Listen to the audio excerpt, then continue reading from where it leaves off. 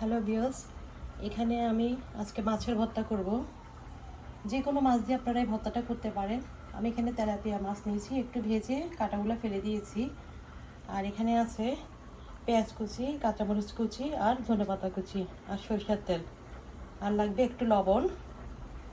এগুলো সব একসাথে মেখে নিলেই হয়ে যাবে মজাদার মাছের ভর্তা। যে কোনো মাছ দিয়ে আপনারা করতে পারেন। এখানে আমি পেঁয়াজটা একটু ভেজে নিয়েছি, কাঁচামরিচটা হালকা একটু ভেজে নিয়েছি। কাঁচা পেঁয়াজ দিয়ে আপনারা করতে পারেন এটা। এখন সব একসাথে মেখে নিব। এখন দিয়ে দিচ্ছি পেঁয়াজগুলো।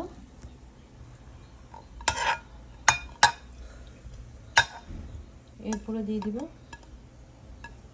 সব উপকরণগুলো দিয়ে দিচ্ছি একসাথে।